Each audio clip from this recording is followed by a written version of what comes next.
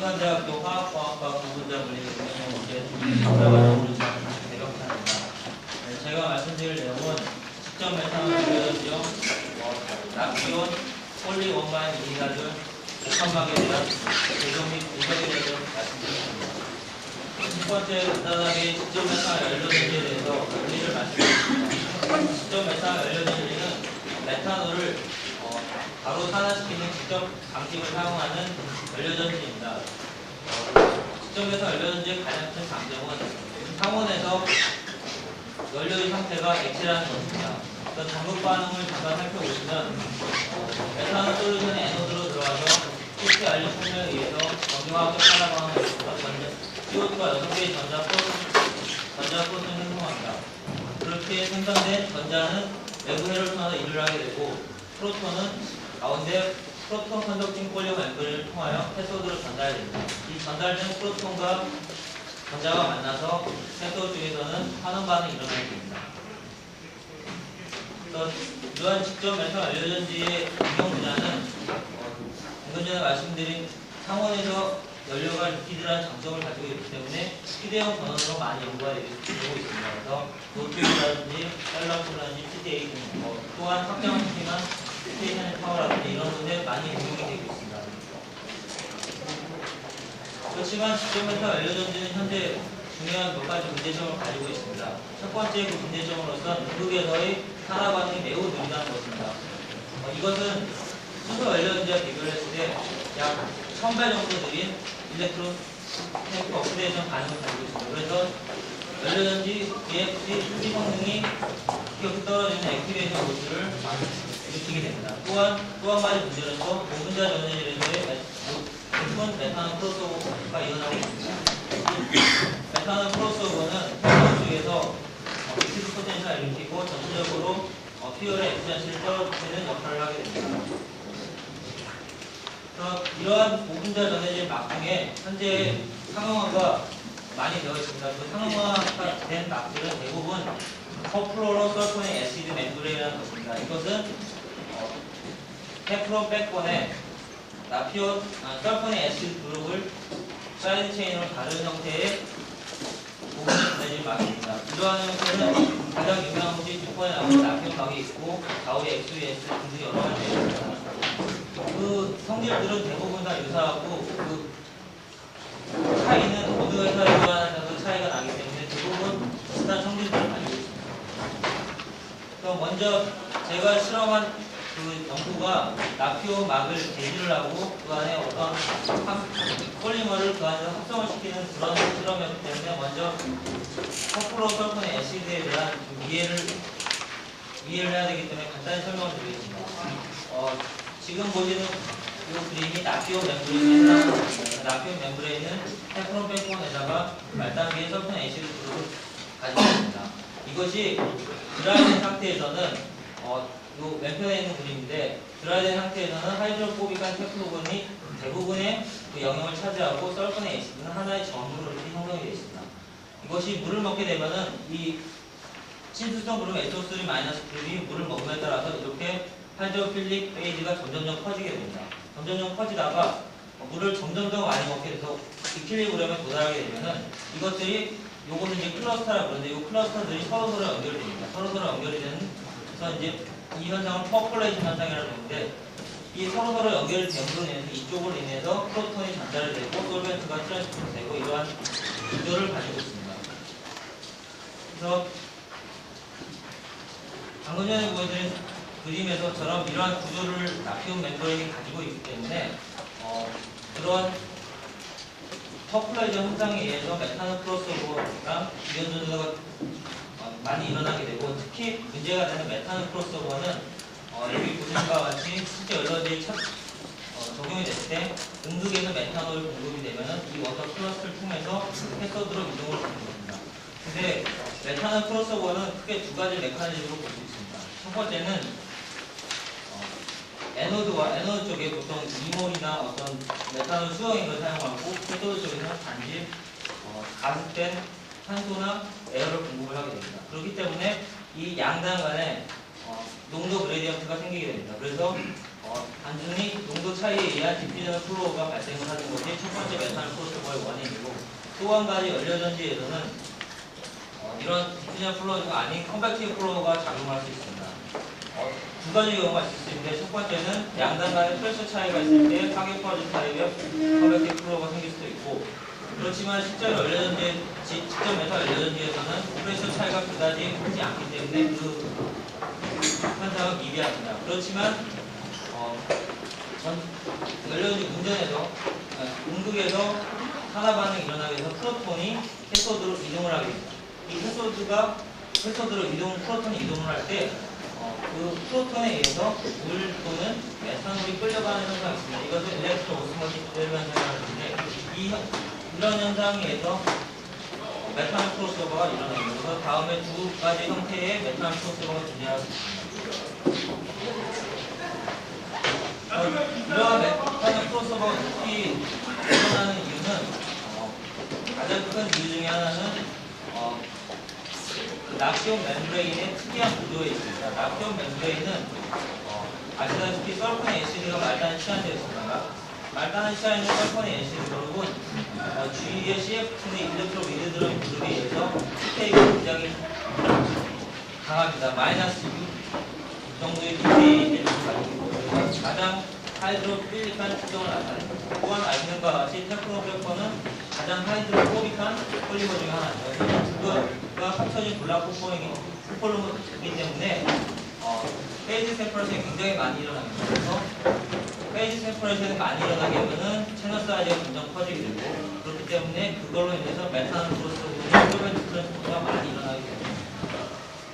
그래서 이러한 단점들을 극복을 하기 위해서 여러 가지 연구들이 진행되어 왔을 때 이것은 약 3가지 정도로 구분이 됐습니다. 첫 번째는 하이드로카본 베이스를 한 폴리머들이 있겠고, 대표적인 것이 PK, 폴리벤지미다졸, 폴리아딜렌이소솔 등이 있습니다.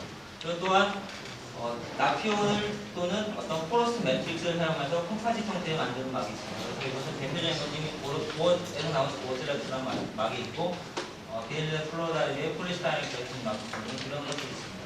그리고 세 번째로는 나피온이나 기존 이제 상용화되어 있는 막들을 배지를 통해서 연료전지적 성능을 향상시키는 그런 3가지 연구들이 주로 진행이 되어 왔습니다. 제가 말씀드릴 내용은 세 번째 나피온을 개질하는 것에서 이 연구의 백그라운드가 되는 내용을 말씀드리겠습니다. 이것은 로스알라모스에서 자우디진스키와 시아오민 렌이라는 사람이 발표한 자료에 따른 것인데요. 첫 번째 왼쪽의 그림을 보시면은 나피온의 워터 컨텐츠에 따라서 이온 전도도의 값을 변화를 보여주고 있습니다. 그래서 요것을 이제 설펀의 애시드 그룹당 물의 개수를 람다라고 하는데, 람다 값이 14까지 갔을 때는 베이퍼에서 이퀄리브리엄의 나피온의 상태입니다. 그리고 21까지 갔을 때는 물에서 완전히 이퀄리브리엄의 나피온의 막입니다. 그때 이온 전도도가 14에서 21로 감으로써 이온 전도도 값을 보이면은 완전히 이퀄리브리엄 밸류보다 에 비해서 굉장히 높은 값을 나타내는 것을 확인할 수 있습니다. 그래서 21이면 10 정도가 돼야지 반 정도 나타난다고 생각을 할 수 있는데, 의외로 나피온에서는 막에서는 이온 전도도가 굉장히 높은 값을 나타내는 것을 확인할 수 있었고, 이것은 이 사람들 연구 결과에 의하면은 나피온 막에서 일어나는 이온 호핑 메커니즘, 이온 트랜스포트에 의해서 이런 현상이 일어난다고 얘기를 할 수 있습니다. 그리고 또 하나 오른쪽의 데이터는 일렉트로 오스모틱 드래그의 결과를 나타낸 것인데, 일렉트로 오스모틱 드래그는 포어 사이즈에 많은 영향을 받습니다. 이 포어 사이즈가 작으면 작을수록 일렉트로 오스모틱 드래그가 줄어드는데, 재미있는 사실 중에 하나는 풀리 스웰링된 나피온이 일렉트로 오스모틱 드래그 넘버 2.3 정도를 가지는 바에 비해서 약 드라이된 멤브레인 같은 람다를 14 정도 갖는 막은 그거의 절반 이하로 떨어지는 것을 확인할 수 있습니다. 그래서 이 두 데이터를 비교를 해보면은 이 14와 21 사이에서 어느 정도 높은 이온 전도도를 유지를 하면서 일렉트로 오스모틱 드래그는 어떤 메탈 커미션은 낮출 수 있는 이러한 막을 개발할 수 있는 아이디어를 생각을 할 수 있습니다. 그래서 저희가 연구한 바는 메탄올 나피온의 그 완전 스웨링이 됐을 때 다음과 같은 그림인데 이 그림의 하이드레이트 이 클러스터 사이즈를 줄임으로써 메탄올 크로스오버를 줄일 수 있습니다. 그러면서 이 사이즈를 컨트롤하게 되면은 방금 전 슬라이드에서 보인 바와 같이 이온 전도는 그다지 떨어뜨리지 않을 것입니다. 그래서 이러한 방법으로 하이드레이트 클러스터 사이즈를 조정을 하면서 나피온 막을 배제를 할 수 있고 그 적당한 그 물질을 찾던 중에 나피온 애시드와 원바이니 이미다를 모노머를 이 내부에 함침을 시킨 후 합성을 시키게 되면 다음과 같이 폴리바이니 이미다지 이런 식으로 존재를 하게 됩니다. 그래서 이런 식으로 이 양을 조절하면은 클러스터 사이즈를 조정할 수 있기 때문에 네로코어가 형성이 되고 이것은 결국 낮은 메탄올이나 워터 커미션을 유도를 할 수 있습니다.